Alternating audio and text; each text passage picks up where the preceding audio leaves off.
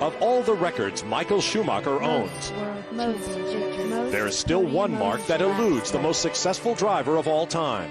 One list that the German does not stand atop: career pole positions. The legendary Brazilian Ayrton Senna leads with 65 career poles, while Schumacher trails with 63, a number that has not changed since last fall. Today, in front of his home fans, Schumacher looks to end his top qualifier drought. But to step closer to the one record he has yet to claim, he'll have to be faster than the two drivers who have scored a combined 7 poles in that time. Qualifying for the German Grand Prix is next.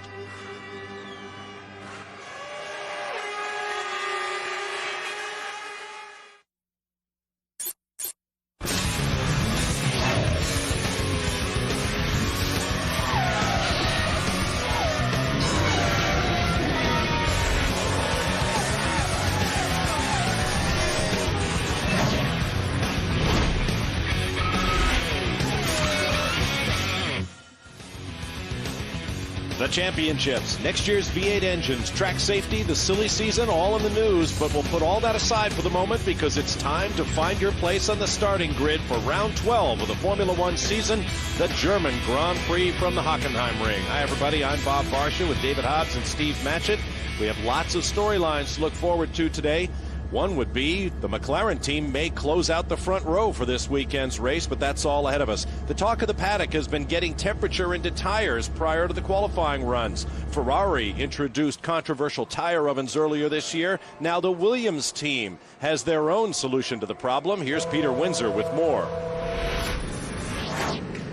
Yes, new at BMW Williams for this race, specifically for qualifying, to try to get the tires up to temperature. They have, like Ferrari now, ovens to put the blanketed tires. Ovens not allowed in Formula One to heat the tires, but if they're fully blanketed, they're saying they're heating the wheels more than the tires. So that's how they're getting around the regulation at the moment.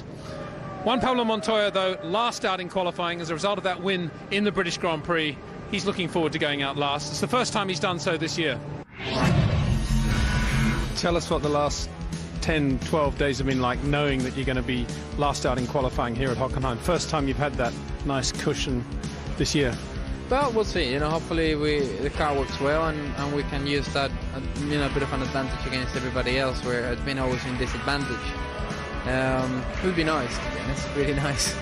And Sauber's Felipe Massa was an excellent 7th in practice on Friday with fuel in the Sauber and of course a Ferrari engine in the back of that car. He was quicker than both the red Ferraris, quicker than Michael on home soil. So how does Felipe think he will now go in official qualifying? I could manage to do a good lap on new tires, and we had also fuel in the car, so this is also very good for us. And the car was also quite consistent in the long run as well. So I'm quite pleased about our day today, and I hope we keep in the same pace for tomorrow in the qualifying, to make qualifying in top 10, and especially for the race.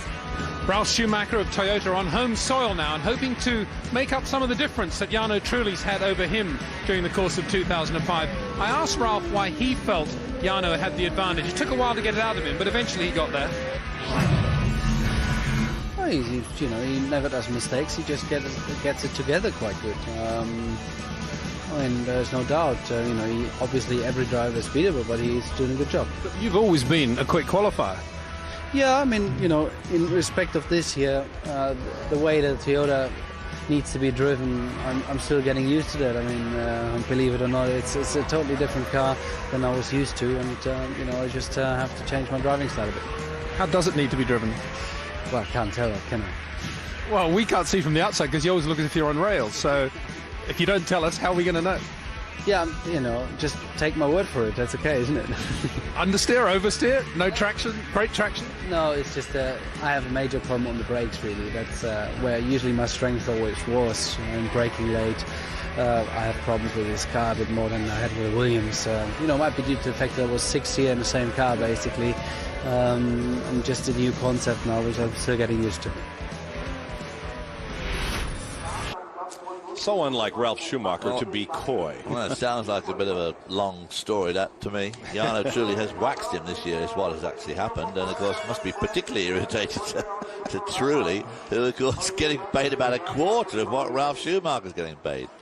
Very irritating. I think Peter was planning to approach him with that very verbiage, but he didn't. Here's a look at the running order, last to first on the basis of last week, or the race 2 weeks ago in Britain, with the exception of the first man on track, 23-year-old Dutchman Robert Doornbos, as we've had a driver shuffle in the Formula One pit lane.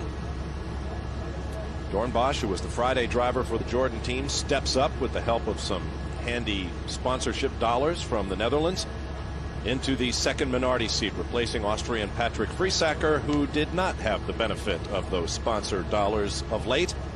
And of course, sponsor dollars are the lifeblood of Formula One, keeping some of these young drivers in these seats.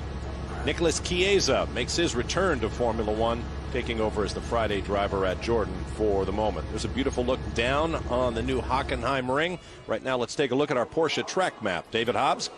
Well, to add to their qualifying difficulties, the weather's cool this weekend. A lot cooler than they thought. The tyres they've got are harder, and as you can see, there's some tight corners here where you need very, very good traction out, and of course you need some good bite at the front turning in, otherwise things will understeer off the track. The Nord curve, the first turn here, very quick curve down to the Einfahrt Parabolica, which is a tight right-hander with a little left-hand, tight left-hander after that. Then it goes to that Parabolica curve, which makes it a little bit difficult to follow people closely down to Spitzkurve, where obviously is where all the overtaking is going to go on. The Mercedes complex makes up turns 7, 8, 9, 10, and 11. And then, of course, that T2 section down to Mobile Curve goes into the stadium where 100,000 people hope will be sitting tomorrow watching. And a lot of turns in there where you can either pick up or lose time. It's smooth. There's no elevation change. Now here's another potential solution to that new Formula One method of heating both the wheel rim and the tire. Look at the BAR crew under Jacques Clear there handling the wires. They've taken electronic tire blankets and actually run them through the middle of the wheel as well as wrapping the tire longitudinally. The idea is to heat the entire unit now. So you get heat into the tires much quicker that way, and of course with temperatures being down today, that's one way of doing it. And you also get heat into the metal of the wheel, which helps keep the rubber warm. Doornbos on track warming up. We'll take a break and return to see how he does. Welcome back to qualifying for round 12 of the 2005 Formula One season here on Speed Channel, the German Grand Prix on a sunny day, the Hockenheimring. I'm Bob Varsha with David Hobbs and Steve Matchett. We saw no sun at all on Friday, but as David mentioned earlier, expected to be very warm when Formula One comes to this part of southern Germany, but it has not been that way this weekend. The ambient temperature barely touching 70 degrees today, track temps in the middle 80s. This is that Mercedes complex. This is Robert Doornbos of the Netherlands, currently living in Italy, making his Formula One debut this weekend with Minardi. The problem that these guys are having, whoa, you can see it right there, is you get a lot of understeer induced around here. The engineers want to put the mechanical bias towards the front, which means making the front end a little bit stiffer. They want to try and give as much traction as possible to the cars because of all these low-speed corners. So you need to get the rear of the car to stick well mechanically. To do that, you have to put a little bit of understeer onto the front of the car. But they're all struggling, as you guys were saying earlier on, with tyre grip because they just cannot get the temperature into the tyres straight out of qualifying. And part of the problem there is because both tyre manufacturers came with slightly harder compounds and would be desirable in these cool conditions. Yeah. And there it is again. Well, a lot of that might be the traits of the Jordan chassis, frankly. But you're right. I mean, it's been an absolute what a scorcher, as you'd say in the sun in England, all round Europe. I mean, phenomenally high temperatures. France, Britain, Spain, Italy, and of course Germany have all been experiencing incredibly high summer temperatures, but it has dropped a little bit, and as you say, it has caught the tyre guys off guard. This is 28-year-old Narain Karthikeyan of India, only driver to drop out of the British Grand Prix 2 weeks ago. Yeah, and he's starting to complain about it. He's saying now that his teammate, Diego Montero, in the second Jordan, has done pretty well every race. Woo! But he has spent quite a lot of time doing that this year too, Rob Moraine. Well, that won't do his lap any good at all. No. He was already slower than the... He's never raced at Hockenheim before. Hard to believe Jordan's once sat on the front row for this German Grand Prix at the Hockenheimring back in 1997 with Giancarlo Fisichella. But it's Been a long time. He pulls into the pit lane, so Kartikeyan aborts his lap. All in all, probably not a bad idea. Of course, he'll have to go face these guys when he gets back to the garage. But there's an idea of just how bad it was. Final qualifying for the German Grand Prix at the Hockenheimring. You see the knuckles flying in the cockpit of the Minardi. That's Dutchman Christian Albers trying to wrestle that car into a good grid position, and he's ahead of the pace set by his rookie teammate, Robert Dornbosch. Well, of course, Christian Albers certainly knows this circuit. A top German touring car driver. Won titles, won many races, and of course a lot of those races would have been right here. So certainly knows his way around this track. A very fast right-hand sweeper here. You need some temperature in your tyres there, otherwise disaster could occur. Across the apex there. The problem for the drivers, really, we're saying that you have to have the front of the car a little bit more stiffly sprung than the rear to try and gain the traction out of the car, which is all important. But of course you have to nurse the car. Those corners where you would have understeer induced into the car because of the track, it's really emphasized greatly because of the stiff springing. And you see these guys, Jordan Chasser was showing that trait all over the track. But you have to just be very careful and nurse the car into those corners, especially in the stadium there, where you have, you have three corners that are very tight. Dornbosch did in a 1:17.5. Oh, and celebrates by driving off into the woods at turn one. But his lap is over. That's not a bad time. That's 17.1. He's only a second slower than he was this morning in practice, so maybe he hasn't got a lot of fuel on board. Here comes Tiago Monteiro, you mentioned a moment ago, David, from Portugal. 29 years old tomorrow, race day. Ooh.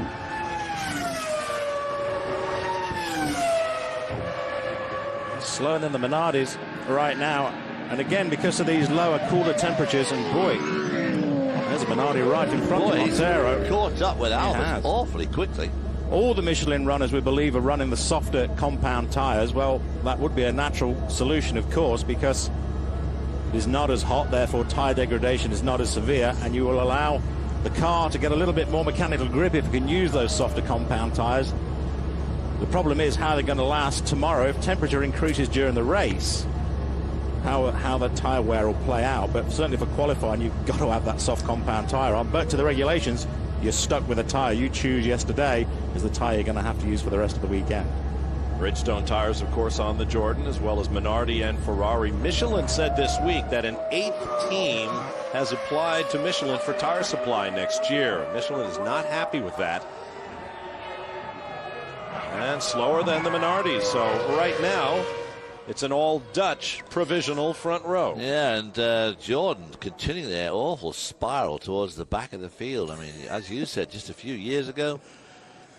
Yeah, but Bobby, it's interesting your comments that you say about Michelin not being happy about another team joining the fray, because it's either going to be Jordan or Minardi. It's fair to say it's not going to be Ferrari, and really they're just going to be using up tyres that's already in stock. I mean, Michelin are not going to go out of their way to produce a special tyre for either Jordan or Minardi, frankly. Aren't they?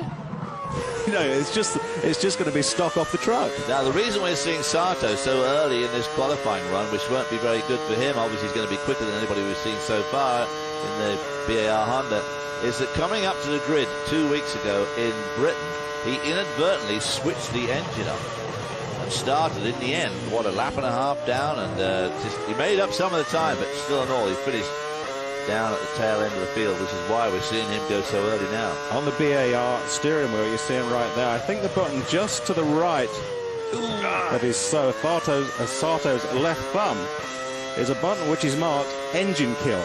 And surprisingly enough, if you press that button, it kills the engine. Mind you, when you look at the amount of buttons and gizmos on that wheel, it's a miracle if you press it more often. I must say, one of those understeering corners you were talking about there.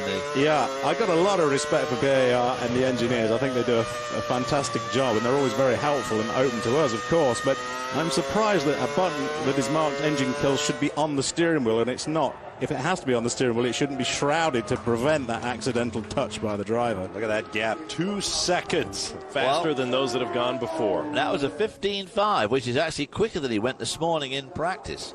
And I think part of this, the reason these cars are going so quick in this qualifying session is the sun has come out now and has at last got some temperature into the track surface. So it's a lot warmer now than it was in their practice. Let's go back to that tire issue for one moment, Steve. What makes you so sure it's not Ferrari that has asked Michelin for tires? Well, I just think that the relationship between Bridgestone and Ferrari has been so special for so long. I know what you're saying. Yeah, but it's a fair question that you ask. I just think that it would be... I just cannot see it being Ferrari. I think they are so close together. But, of course, it was only Minardi a couple of years ago that changed their tyre supplier. Went to Michelin, and of course Michelin were a little bit upset by saying, well, why do you think we should supply you tyres? You could at least ask us nicely. You had a quick look at young Christian Kleen, who's had an interesting weekend thus far, both on and off the track. He'll be the next man on the Nürburgring. At the Hockenheimring. We'll be back. Welcome back. Final qualifying for the German Grand Prix at the Hockenheimring. Bob Varsha, David Hobbs, Steve Matchett with you. This is young Austrian Christian Kleen bringing the Red Bull Cosworth onto the track. He's still only 22, and it showed yesterday. He kept flying off the road on the first practice session, but of course it was very cool yesterday morning. And but in the end, he ended up consistently quicker than David Coulthard today. Both sessions today he was quicker than his teammate David Coulthard. German television loves the montage as you look into the eyes of all these drivers preparing for their runs to come. Actually, Kleen has come alive today. In this morning's first 45-minute practice, he was 4th quickest. And then in the final round of warm-ups, he was 9th. He'd be pretty happy with that. And as I say, he's still only 22, so he's got a long way to go. And really looking good, but tremendous rivalry between him and Liuzzi, who also wants to drive the Red Bull consistently next year with Ferrari power, of course. Right, Liuzzi has been campaigning for another shot at a race seat. That man, David Coulthard, is already signed up for next year. The McLaren boys looking pretty confident, and why not? Yeah. They have topped the timesheets in every session. Juan Pablo Montoya, right side of your screen. And even though he's going last, I think he's going to have to be very, very quick to beat his teammate Kimi Räikkönen today. Hard to believe it's been 2 seasons since Juan Pablo Montoya sat on pole. He was always one of those slam dunks. Well, he had 7 in 2003, and then suddenly hasn't had one since. That parabolic curve.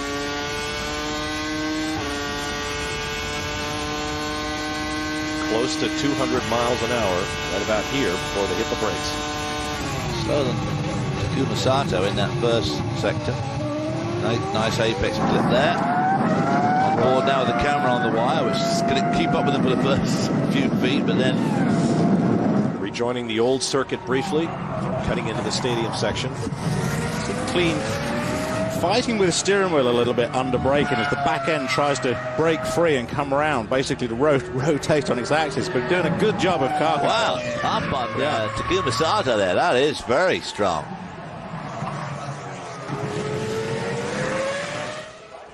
Liuzzi's heart dropping as he watches this. All eyes from Red Bull will be on American Scott Speed this afternoon in the first round of the GP2 Championship this weekend. He is on the front row. 2nd quick is Scott Speed. And Christian Kleen slots into 2nd place as Christian Horner smiles. So it's Takuma Sato and Christian Kleen on the front row for the moment. Bit of tyre lock up there. You've got to be a bit careful today. You don't go locking those tyres up too much, putting flat spots on, because if you've got a flat spot now, you're going to be stuck with it tomorrow. As Christian Horner looks on there, but and we know what flat spots can do to drivers, because we saw what happened to Kimi Räikkönen at the Nürburgring a few weeks back in the European Grand Prix. Peter Sauber has turned over most of the shares in his team to BMW, watching Jacques Villeneuve make his attempt. How's Villeneuve been doing in practice? Has he been pretty abysmally? Well, 12th and 15th in this morning's 2 sessions. And yesterday he was over a second. Well, he was a second slower than his teammate Felipe Massa. He's been complaining all year of difficulty driving the car because of the brakes and getting the best out of the car because of the brakes. And around here, sort of down to that part of there at the end of the parabolica, you need the brakes to work well. And I wonder whether or not he's being caught out with this again, that he just can't get the best out of the chassis, because at the critical point around the tracks where you need the brakes to work well, I think he's having to feather it and just play with the steering wheel to control it so much. Well, of course, braking in these Formula One cars is such a complex issue now, because when you go into that Spitzkurve, for instance, you're doing 200 mile an hour. When you first apply the brakes, you've got 2,000 pounds of downforce helping the tyres grip. Then as you lose speed at an incredible rate, suddenly that downforce goes away and you've still got your foot planted heavily on the brakes. Interesting that a couple of veterans like Villeneuve, and earlier we heard Ralf Schumacher say he too is having trouble with contemporary braking in Formula One cars. Wow. So Villeneuve slots into provisional third. See how far he falls at the end of the session, but that's a long way off. Stay with us. Welcome back. The sun over the Hockenheimring, slightly occluded by clouds as David Coulthard brings his Red Bull Cosworth on track. Occluded? The sun has gone behind the clouds. It's grayer. Okay. You can't see your shadow, so you have nothing to fear. Okay, so the track temperature is going to drop like a stone. Possibly. Coulthard went off track in yesterday's second 1 hour practice session, virtually in the first few minutes of that session, so he had no time at all on track, but he did get a lot of autographs signed. He did, very graciously too. He was putting his hands up and letting them put their hats and programs going down to him. David Coulthard obviously wanted to be quicker than his teammate Christian Klein, who did actually run a very clean lap, I thought. David Coulthard is... Go ahead, Steve. I was just going to say, I agree with you, David. I think Klein did do a good lap, and I was impressed with his control, especially under braking around here. But David Coulthard is quicker than him and quicker than Sato at the moment.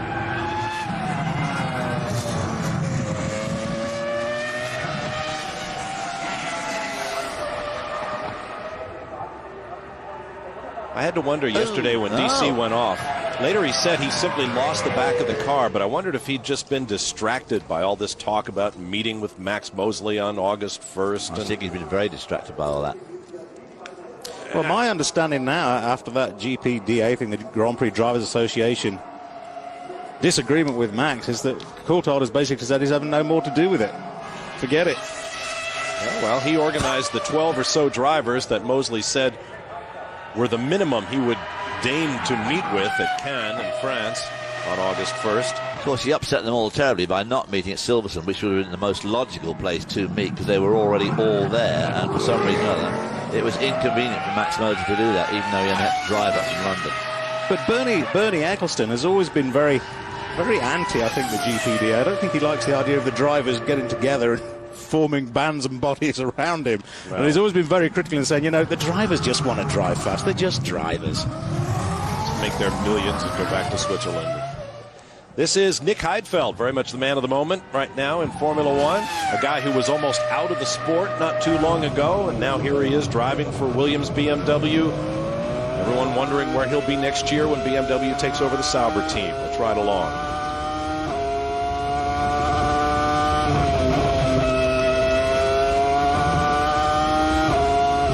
Quick second sector for him. This is a stadium. You see Heidfeld's Williams chassis featuring those two little winglets over the push rods on the front of the chassis. I don't think Heidfeld had those on his car at Silverstone. Weber did, if I'm right in thinking of it. I don't think Heidfeld had them on the car, so they were running. Well, he slots into provisional pole up. Less than a tenth. Williams still running two different versions of aero setup on the car. Right, Weber has one, Heidfeld the other. And I was talking to one of the Williams guys last week, and I said, you know, I can't believe that a team of Williams standing and their strength and depth of character and facilities haven't got the ability to produce enough components to produce two cars of the same spec these days. It doesn't add up to me. And my guy, they were saying, you know, it's not that. It's the fact that the engineers want to run the two different aero specs on the track because we're struggling so much to get a good comparison of wind tunnel data.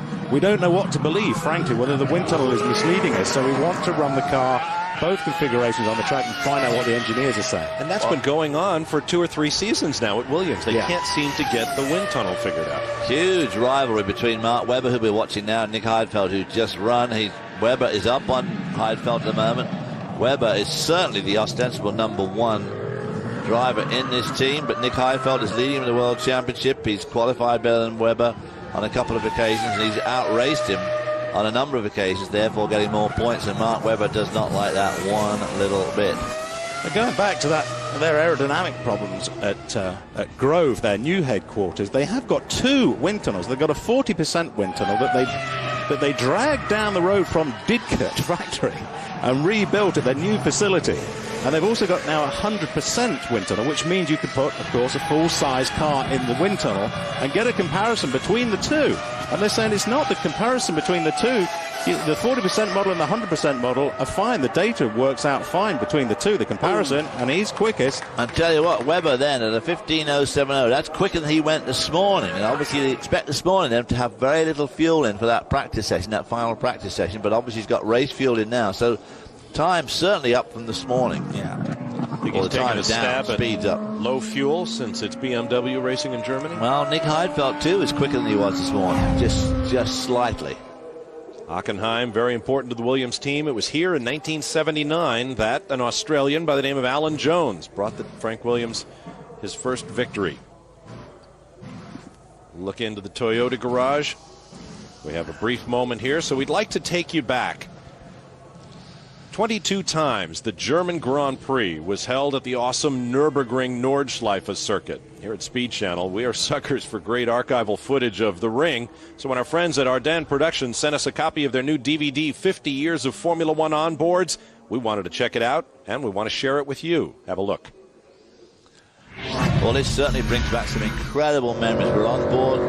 Not sure. I think that Surtees we're following. It just sort of looks like him somehow. We're going down the hill now towards the Adenauer Bridge. As you can see, no run of Berry on the right. There's a very steep hill coming down to the road. And, of course, no run of Berry on the left at all. That hedge is right there, through which one Pete Arundel disappeared when my very first race in 1961 in his low sleep. Was got hung up on some trees. Still going on down towards Adenauer Bridge.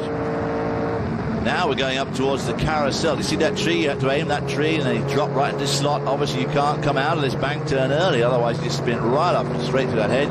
This is going up now towards Hoacht, which is the highest point of the track. Huge crowds used to assemble to watch these races. Cars always jumping off the ground. This is the Flansgarten area. As you can see, no run-up area at all. Straight into those trees if you do go off. We're now about to go up to the little carousel, which was similar to the first one. Great stuff. Gotta love that onboard footage. What motor racing once was. If you like what you're seeing, go online and buy your own copy of 50 Years of Formula One Onboard. Rare footage from all sorts of circuits you'll recognize. We'll be back to the Hockenheimring in just a moment. Back to qualifying for the German Grand Prix at the Hockenheimring. Bob Varsha, David Hobbs, Steve Matchett with you. There's a look at the weather conditions. Very cool from what we normally expect at Hockenheim. Boy, those cars were different back then, weren't they, in 67? No wings just prior to the guys getting to grips with the fact, you know, if we put an airplane wing upside down and we started to produce downforce, we could make a big difference. And it did make a big difference. Just never forget the first time I tried a car with a wing. And, of course, the other thing, it got real suspension movement. See the way that car was going up and down on the springs? Oh, boy, I mean, the rear wheels were off the ground at one point, weren't they, when it was coming out of the carousel? Well, of course, there were some big jumps there where all four would be off. The suspension would hang down, look like a sort of pterodactyl just coming into land. This is Felipe Massa, the faster of the Sauber drivers thus far this weekend. He did some good runs yesterday. Sun is coming back out. Put a bit of temperature back in the track quickly.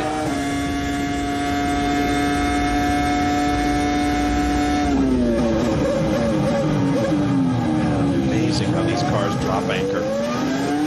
Oh, the braking is just awesome. I mean, developing something like 4Gs on braking. And David, as you were saying, you bring up a very interesting point, how the downforce comes off the car under braking. When you slam the brakes on, you've got all that aerodynamic loading as help, but of course you lose the speed and you have to start lifting off the brake pedal, right, to control it, otherwise you're going to lock up. They have to modulate it incredibly carefully, especially with this one tyre per race weekend set of rules where you just can't afford to lock them up. Well, just yesterday, Nicolas Chiesa returned to Formula One for the first time in 2 seasons, got in 10 laps in the Jordan and said he had to get out because his neck was starting to get up. Here's a guy who's been racing but not in a Formula One car, and it almost tore his head off. Wow. Now, I'm surprised at that. Yeah. He's quicker than his teammate Villeneuve, but still. Not quite as quick as we might expect. I thought he'd be quicker than Coulthard and Klein, though. A lot of long faces there in the Sauber garage. Yeah. But they do have this tendency to run a lot of fuel, Sauber, in qualifying, and then but he doesn't look to be running. No, you're right. That head shake didn't look. Maybe it's thinking, if we had a lot of fuel, it'd be okay. Yeah, right. That would explain it. Jarno Trulli, of course, last year. Last year was driving the Sauber, and of course he had some incredible runs where he'd qualify way down in the field and come up and get points. Here's a guy who's become something of a standard when it comes to qualifying. Italian Jarno Trulli in the Toyota. A fellow who's not been happy with his team of late. Spoke earlier today with our colleague Peter Windsor, who said Trulli had a bit of an argument with his Toyota team about strategy in the British Grand Prix 2 weeks ago. Well, he had a very poor race. He qualified 4th there. His average qualifying position this year is 3.8, so he has had a good qualifying run. He qualified 4th there and finished 9th behind his teammate Ralf Schumacher, and apparently went ballistic because he said they'd changed the strategy on him, but the fact was that he didn't drive a very good race. But as Peter said, as we were talking to him on the telephone earlier on, teams do that. Teams do change the strategy during the race. It's always been the case, but you should never bring those arguments behind the closed door of the team into the public eye. It's just going to do the team and Trulli no good at all. Well, there you go. Trulli into 4th spot provisionally. By his standards, that's not a good run. But the question again, how much fuel does he have on board? We'll talk about qualifying a little more when we return to the Hockenheimring. Welcome back to qualifying for this Sunday's German Formula One Grand Prix. I'm Bob Varsha with David Hobbs and Steve Matchett. Ralf Schumacher has brought his Toyota onto the Hockenheimring. Oh, there's a nice shot, Steve. Oh, sorry, I was looking down at my technical regulations. Pretty brief shot of the suspension on the front of the Toyota. Ralf Schumacher finally beat Jarno Trulli's teammate, but slower. There you go. Yeah. He has a good shot at beating him now.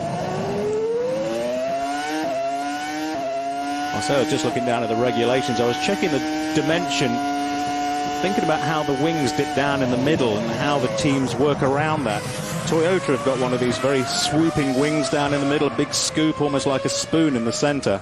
And they're allowed 500 millimeters, 250 mil each side of the center line of the car, where they can drop the wing down. And of course you want the wing to sit as low as possible to the ground. The reason the FIA have mandated the fact that teams have to lift the wing up is to destroy its efficiency. The lower it is to the ground, you increase the airflow, the velocity of the airflow underneath the wing, which produces downforce. So they try and get the wing as close to the ground as possible, and in the center, that's how they do it. But Schumacher does not top his teammates' time, slower than Jarno Trulli. So the Toyotas appear to be heavy on fuel. That's 10-1. Trulli out-qualifying Ralf Schumacher. And Ralf Schumacher, we believe, gets paid somewhere between 10 and 13 million, and Jarno Trulli gets paid about 3 million. So no doubt Ralf was signed on to lead that team. And Ralf was definitely signed on to lead that team. Somebody card that guy. Is he old enough to be in the pits? We can't get in there, but he can. I'm wondering whether or not it's one of Mike Gascoigne's kids. I'm not sure. Yeah, Mike Gascoigne looked like that Toyota was going to be the king of the hill earlier on this year, but it's certainly fading back. And Mike Gascoigne, another man on huge money, as Rubens Barrichello takes the track. First of the Ferraris.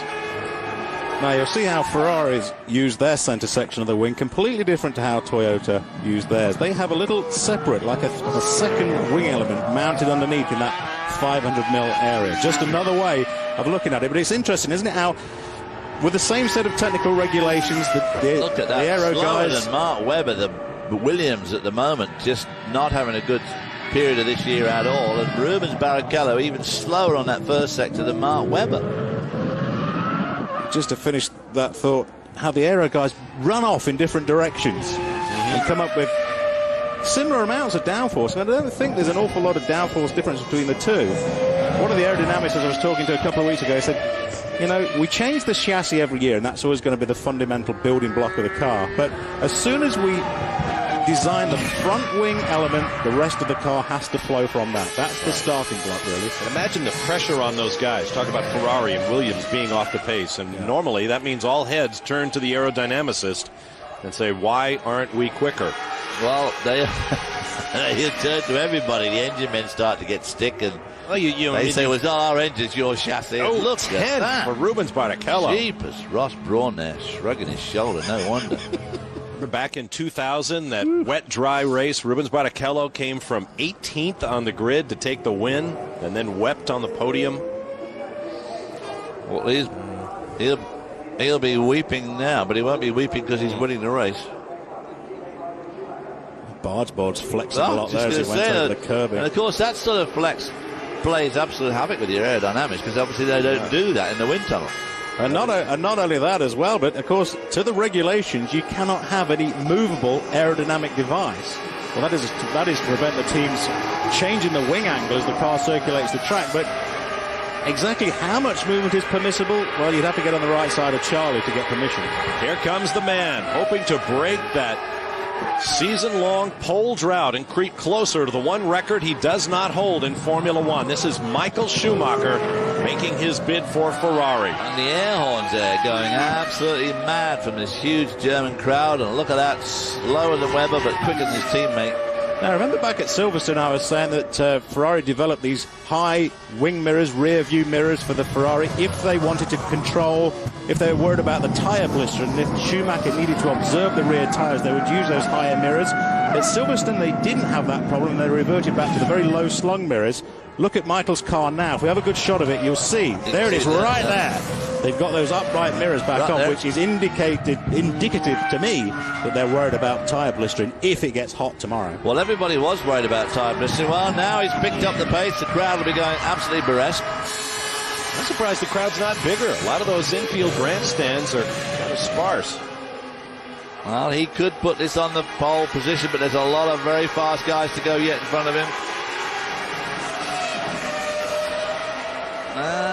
To the line. Yeah, but only just. Oh, yeah. Enjoy the moment, boys, because I don't think that's going to stand.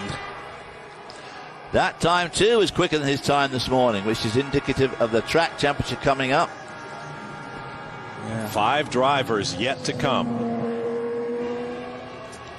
Those will be the top finishers in Britain 2 weeks ago. John Todd's on the phone, I think, back to Maranello already. Well, I think you'll find that that'll be as far as you get, because I think that Jenson Button will probably out-qualify him, and the Renaults and the McLarens almost certainly will. We talked about qualifying. The teams have come up with a couple of alternate proposals for next year. One is for 2 25-minute sessions with aggregate times determining your finish, but you can run as much fuel or as little as you like. The other proposal calls for a long 60-minute session in which the slowest 5 cars are dropped out in 15-minute intervals till you get to the final 5 who battle for the top positions. And you can vote if you go to the official Formula One website, www.formula1.com, and you can tell Formula One's top management what form of qualifying you'd like to see. And while you're on the internet, you can also go to brickyard.com and find out all the details of Michelin's ticket reimbursement plan for the abortive U.S. Grand Prix back in June. Mr. Kumasato, solid run today, still 4th on the provisional grid. As Michael Schumacher takes his time, he is the 15th driver to attempt this qualifying run, so we have a longer than normal break.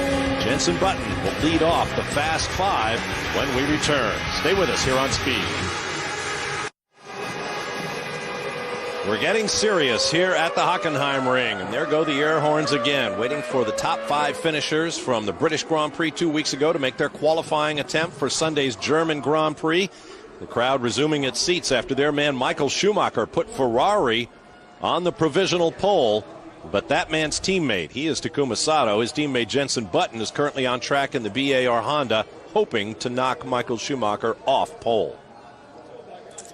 And this is a track where Jenson Button has done well in the past. He certainly had a fantastic race here last year. He was quicker than Michael Schumacher this morning, but Michael Schumacher just now in qualifying went quicker than he'd gone in the morning. And so Jenson Button's got to do at least that. There's Giancarlo Fisichella in the first of the Renaults. He'll be the next man out. Kimi Räikkönen will follow the Italian. Fernando Alonso will be next to last, and the last man on track will be the British Grand Prix winner, and a guy who's picked up his first win as a McLaren driver. There he is, former Champ Car and Indy 500 winner Juan Pablo Montoya, who really looks to be a force in the late part of this 2005 season, and who insists that he is not out of the fight for the World Championship. Buttons on the clock. By the way these cars change direction is absolutely staggering, and of course that goes down to your aerodynamics. Well, Alistair Gibson, the chief mechanic from BAR, was chatting to him about aero on this car 3 or 4 weeks ago, and he said they've made something like, we're talking about the front wing, they're now on something like Mark 15 of the front main plane of the BAR 007 chassis. That means they've changed the profile of the main plane 15 times so far this year. I said, well, that's a lot of work for everybody. He says, yeah, and it's a lot of work for me because every time we change the profile of the front wing, we have to make a new front jack profile as well for the pit equipment. So they're up to Mark 15 of the jacks too. But it's Mark 15, and we're nowhere near the 15th race yet, of course. 197 miles an hour through the speed trap, and Jenson Button is ahead of Michael Schumacher's provisional pole pace. And way ahead now. So Jenson Button's going to be the first guy into the 14s. This is where he passed Alonso last year in that battle you were talking about, David. A great fight for about 10 laps between two of the young stars of Formula One. Well, we saw the tyres that the BAR were going to use there earlier on, wrapped in double tyre blankets, Bob, as you were saying earlier on, to try and get some heat into the tyre and round the rim. There, by a quarter of a second. A good time now, the 14.79, the first guy into the 14s, and this morning he did a 15 flat, so he's quite a bit quicker than he went this morning. Waiter, I'll have another. Never mind. So Michael Schumacher, the crowd darling, is off pole. I bet there are a few Brits in this grandstand. There'll be a lot of Brits, it's not that far. Short drive from the Frankfurt airport. Now can Fisichella beat that time? He's going to be lucky to beat. That was a good time old Jenson Button cranked out then, I tell you. Fisichella this morning did a 14.958.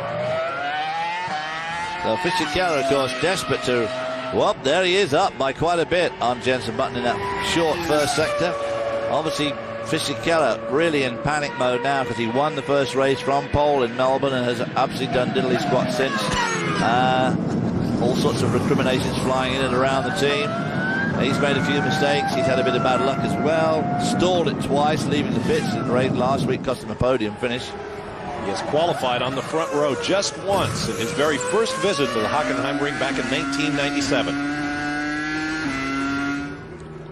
How's this second sector going to go? No, down on Button on that one. Into the stadium. The Renault should be good through the stadium.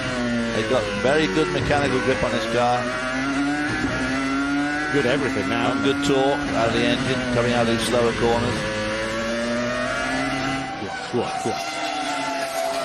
Can he get up to the front row? No. To second. Flavio Briatore smiling. Alonso knows his work is still ahead of him. But they have one car in the front row. This is very much becoming a two-horse race in 2005. Alonso versus Raikkonen for the Drivers' World Championship. Renault versus McLaren for the Constructors' title. And the teams know it. Yeah. Here comes Kimi Raikkonen, arguably the fastest man in the sport for the last half season or so. 26 points behind Alonso for the Drivers' World Championship. Well, in the last 5 races, either set the fastest or the second fastest lap going back to Monte Carlo. Hampered in qualifying the last couple of races by blown engines. But he's never finished this race. In 4 tries. So numerology is not on the side of the Iceman. But his speed at the moment certainly is. Has he got this second sector? Yes, he has. Yeah. By more than a third of a second. As Ron Dennis looks on. Whoa, off the track and on. One of the most fascinating personalities in Formula One. Completely unflappable. Unless things go really... Whoa! The old opposite lock there. Go on. Is it enough? Go on, son. Yeah. Oh, look at that. Nearly half a second. A 14.3. Now that is cranking it out. That's only just about 2/10 slower than he went this morning. And that's only about with race fuel. Look at that. And the car, he got a lot of lock cranked in there, but he just had it perfectly set up. I mean, that really was beautiful. A lot of finished flair there. Now here comes Alonso to try to answer. They call Raikkonen the Iceman, but boy, I tell you what, for a Spaniard, Alonso here, at only 23 years, he'll be 24 next week, is very cool customer. He didn't really want to run over that dust down there, did he? Yeah, I wonder where that came on. I haven't seen that before. I wonder if Raikkonen kicked that up, and I wonder if he did it deliberately. 3 slower there. Is he slower than his teammate even?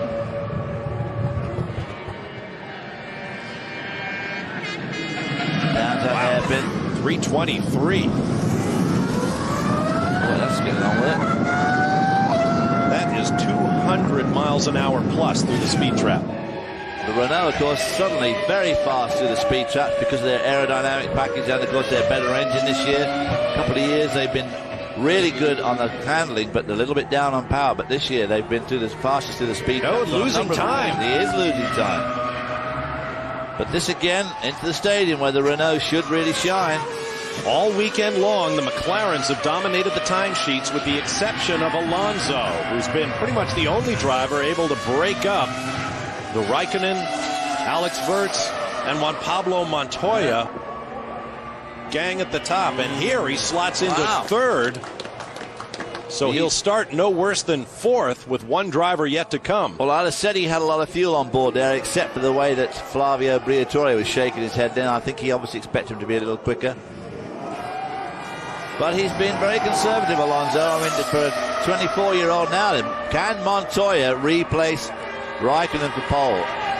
He could. This is a man who gets the car by the scruff of the neck and really gives it some stick. And a guy who's in an interesting position right now in the World Championship. He has a very thin hope of winning the world title. He could help or hinder his teammate Kimi Raikkonen, and he's ahead of Raikkonen's pace right now. Wow, by 9 thousandths of a second. Raikkonen needs him to take points away from Alonso, but of course, was that smoking? I saw smoke when it came out. And it was blue smoke, wasn't it? Yes. It was blue smoke. I thought I saw a bump on his opening lap, but I assumed it wasn't. Boy, oh boy, that would be a tragedy if he has to change an engine. Remember, Raikkonen has lost 2 in recent races, and it is puffing away at the back. It is, it's not brake smoke, not tire smoke.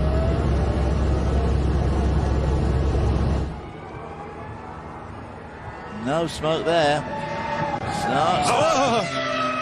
Trying to get away from him.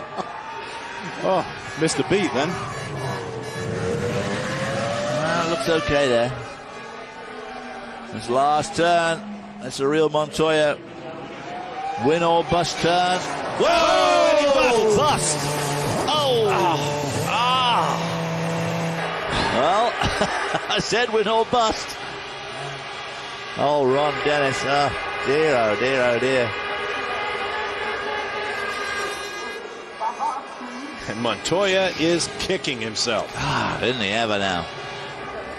The rivalry between him and his teammate Raikkonen really at absolute full pitch, and this is going to make a huge difference to Montoya's chance in tomorrow's race. I wonder if whatever was creating that smoke might have contributed.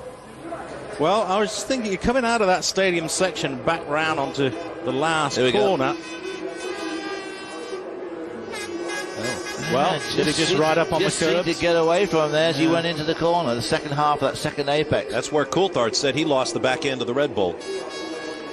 Yeah. So he just went from the front row to the back row.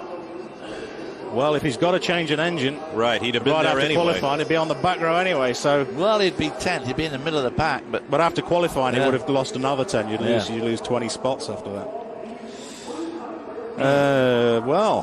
But Bob, interesting point you bring up. I was just thinking, coming out of that stadium section, if the engine's going to blow, it'll be when you put the power back on coming out of those low-speed corners, and it would have been right there, but no sign of smoke. I think he just rode up on the curb on the left-hand side. So another twist in our little drama. So Kimi Raikkonen will start on pole with Jenson Button alongside. Behind Raikkonen will be his arch rival Alonso with his Renault teammate Giancarlo Fisichella at his elbow. Now, when we lift the car up, I wonder whether or not we'll see any fluid dripping out the underside at the back of the McLaren, which will be the key that something's gone off. He lost it very early on. early. He actually lost it really on the exit of the first apex on that last turn. Yeah. Right there. Yeah, you're right. He was fighting it right there. It's gone, it's gone. Knuckles up.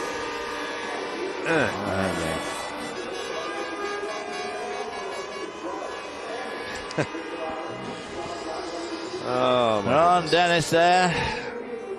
Just not a happy camper. And of course, but nothing compared to the feelings of this man here. I mean, Montoya just choked off. Well, no sign of fluid coming out. But that's racing, son. That's right. Here's a look at that results. Raikkonen and Button, Alonso and Fisichella. I talked about how Juan Pablo Montoya might be expected to help his teammate Kimi Raikkonen. Remember, Giancarlo Fisichella will get a demon start tomorrow. Look how well the Williams are doing too compared to their last two races. They've been like 13th and 14th, 6th and 7th. That's very, very good for them. But the way those, as you said, the way those Renaults start, boy, they could be leading into turn one, although I doubt it because Raikkonen doesn't exactly hang back at the start. There you see David Coulthard down 11th. I'm wondering about the fuel load in the Ferrari of Michael Schumacher and in those two Williams cars. That's the other scary thing because they probably know that Kimi Raikkonen's got more fuel on board than anybody else out there probably. I'm wondering as well, Bob, wonder whether Michael Schumacher running very light, his home race, really not going to do very well in the race, but might be able to put it on pole. Yep. Well, Albers and Dornbos in the two Minardis, the first all Dutch team since 1952. There's Kimi Raikkonen. We'll be hearing from him shortly when Peter Windsor welcomes the top three qualifiers to the interview room. Although, once again, they ought to have a wild card in the interview room. I'd love to get Juan Pablo Montoya up there and get the story of that dramatic spin in the final corner that cost him a shot at pole. Plenty more still to come from qualifying at the Hockenheimring. Stay with us.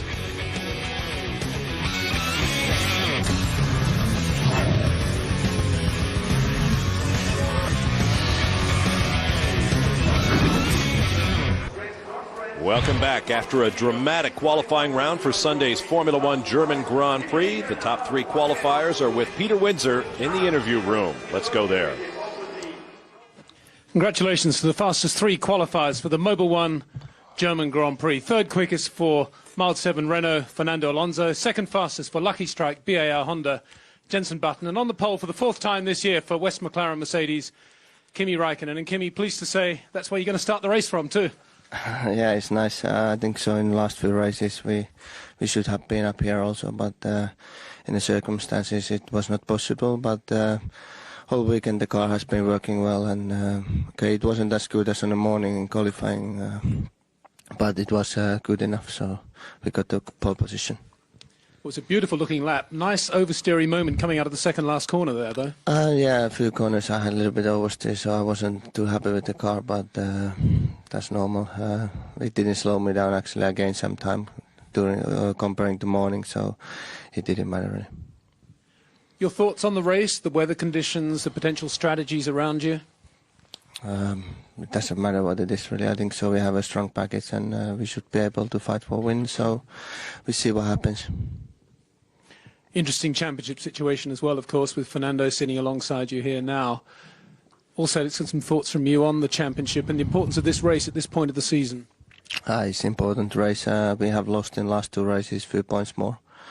So we need to really try to gain some points this time and get back in a championship. But still many races to go, so we just need to keep doing the best what we can, and hopefully we can catch them up. Congratulations to you, Kimi. Congratulations to Jenson Button, right up there on the front row as well. Jenson, a great-looking weekend for you so far. How do you feel about the car in terms of competitiveness for the race? Yeah, it's always very difficult to tell. In qualifying, I wouldn't say my lap was the best. I think we had a bit too much front end in the car. I had a few moments, especially coming into the stadium. But it's nice to be on the front row. Our aim for the race is to be as close, or hopefully closer than we were in Silverstone, to Renault McLaren. Do you feel you've made progress with the car in that period since Silverstone with testing? Yeah, we've made progress, but it's not enough to challenge them, I don't think. You know, maybe I should be a bit more upbeat, but that's the way it is. And hopefully we will be closer here, which we will be very happy with. And we can keep moving forward throughout the year and hopefully get a bit closer and maybe challenge towards the end, I don't know. Hockenheim, a circuit I think you've been very quick here in the past, and as you say, the car looked very energized on that lap. Can you just talk us through your thoughts on Hockenheim and Germany and racing here? Well, it's a circuit that I've enjoyed a lot, the shorter Hockenheim, but I also had some good races on the long circuit. My first year here I finished 4th in the wet behind DC, and it's a great circuit. I always enjoy it here. I haven't never qualified inside the top 12, so it's nice to be on the front row and a lot easier starting from this position. Congratulations to you. Fernando, just wondering where your lap went. Didn't appear to be on the times to be brilliantly quick in Sector 1, but from the TV it looked okay. Yeah, it looked okay, but I lost nearly 3 or 4 tenths in turn 1, 5 tenths compared to this morning, so it was not really perfect in the first corner and also braking for 10th too. But then after that I knew that I was down and at that stage, so I really need to push the car to the limit in the last 2 sectors, and I did, and I was lucky to be third. I think with normal circumstances should be in front row, but actually I think it's even better to start in the clean side third. So I'm extremely happy with the result. And what was the problem going into turn 1 and turn 2? I don't know. I think. Again, like these guys, we all feel a little bit of oversteering in this quali lap, a little more windy as well. So probably my lap was a little bit windy in turn 1. It's a high-speed corner, so if you lose the confidence there, you lose also for turn 2 on braking. So it was a little bit of everything going on in these first 2 corners. Where do you feel you are in terms of race speed and competitive racing against side? No, we are always much better on the race pace than in qualifying. It's our worst point at the moment, the quali lap. So we are in the top 3. Hopefully tomorrow we can be second at the start if everything goes well. So we are in a good position. I think strategy wise we are really in a good shape because we prepared the race in a perfect way. So I'm very confident for tomorrow. Fight for the victory if we can. We look forward to it. Kimi, just returning to you, dramatic final last corner for your teammate Juan Pablo Montoya there. Your thoughts on that, and also turn 1's not been particularly kind to you here at German Grand Prix at Hockenheim. Yeah, I think so. I haven't finished any races here so far. Usually end up in the same tire row in turn 1, but hopefully this time it goes slightly better.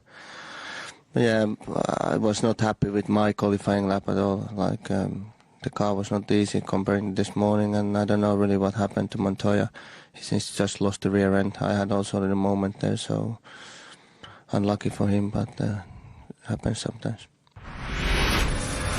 That it does. So let's take a look now at Kimi Räikkönen's pole lap. Well, again, he whistled through that turn 1 there. The car changed in direction unbelievably. This is that turn that Alonso was talking about, turn 2, braking.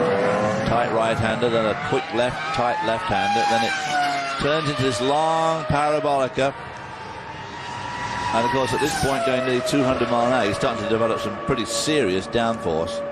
See how the car is under braking at the end of the parabolica. There's a few skid sparks being thrown up, nothing to worry about underneath the car. That's from the tungsten skids bolted underneath where the legality plank is. Looking very smooth coming out of that tight Spitz curve. A very fast right-hand sweep. Then hard on the brakes with his left-hander over the curb. The car looked really good over the curb. He's obviously set it up with a little bit of over, a little bit neutral, very neutral, to just try and get some speed, try and take some of that understeer away. Which, of course, is good for today, but if you've got to hang on to it all day tomorrow, which you have now because you can't change the setting, may not be quite so easy to drive. Maybe better on a full load of fuel, which, of course, you don't have at the moment. But I'm sure he's got more fuel on. Look at that. That's exactly what Montoya did, but, of course, it didn't turn out quite so well for Montoya. But he just got the tail out there So beautifully held, no overcorrection at all. Only Peter Windsor would describe that little slide for life as a nice oversteering moment. And he still couldn't get a smile out of Kimi Räikkönen. We'll take a break and return to the Hockenheimring. Welcome back. Qualifying is complete for Sunday's German Formula One Grand Prix here on Speed Channel. And an interesting lineup it is. Let's take a look at the key moment of qualifying, and that would be when the last man on track, Juan Pablo Montoya, lost the back end of his McLaren right there, wound up in the kitty litter. He put his left rear wheel onto that curb, painted curb, and just got away from him. Now, we saw Räikkönen do a very, very similar thing, but he held it beautifully. Unfortunately, it got away from poor old Juan Pablo Montoya, which means he's got to start from the back.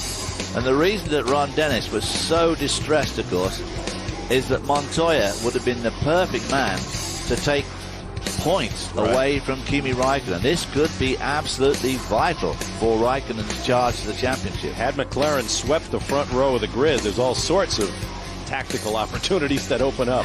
Well, it would have been very difficult for Alonso to get round him. It would have put Alonso on the dirty side of the track for the start instead of the clean side of the track. There's so many things that are going to come into this from the championship point of view. Well, as well, and help Räikkönen. Looking at the Constructors' Championship, McLaren have come out now exactly the same as Renault and says we want the Constructors' Championship, and of course now they've got Montoya right at the back of the grid there after that shunt. It's going to be all in Renault's favour. Well, with that, let's take a moment now for everybody's favorite segment. Turn up the volume and enjoy the sounds of speed.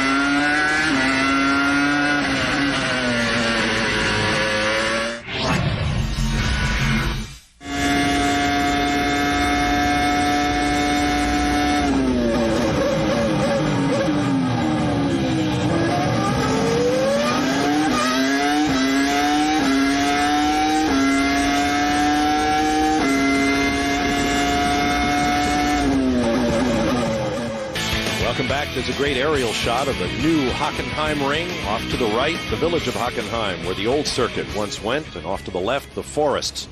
Down to the bottom right corner of your screen, you can see where the old track used to go, and out there in the forest is a stone cross memorializing the great Jim Clark, who died in a Formula 2 race at the old Hockenheimring back in 1968. Let's take a look at the results of today's qualifying for Sunday's German Grand Prix with David and Steve. Well, Kimi Räikkönen getting that pole position he so wanted for the last 4 races, but has had these engine change problems. Jenson Button doing a good job there, but look, half a second slower. Then the 2 Renaults. about the same time as Jensen, and Michael Schumacher doing an exceptional job there to get 5th on the grid, but our man Steve thinks he's running just a tad light to get that in front of the home crowd. And I think that's what he would be doing, especially, as I say, in Germany, because I don't think the car's capable of doing very much in the race. But as you say, Webber and Heifel there in the 2, Williams 6th and 7th, I've got to put that down to fuel load as well. I don't think the car's capable of that speed. Button's teammate Sato down there in 8th. David Coulthard was out-qualified by his teammate Christian Klein. Ralf Schumacher was out-qualified by Jarno Trulli. Look at the 2 Saubers there within about 1,000th of a second. And at the back, one Pablo Montoya, not where he wants to be and not where McLaren wanted to be at all for both world championships. Think of them not as rows but as columns, odd and even, and you'll see we have the potential for a very interesting start. Be sure to join us again tomorrow at 6:30 a.m. Eastern. We'll have coverage of the GP2 sprint race from Hockenheim. In the afternoon, tune into your local CBS affiliate at 1 p.m. Eastern for coverage of the German Grand Prix. Our Speed Channel broadcast will air during the Hungarian Grand Prix weekend, Friday the 29th at midnight Eastern. For David Hobbs and Steve Matchett, I'm Bob Barsha. We'll see you tomorrow for the GP2 sprint race from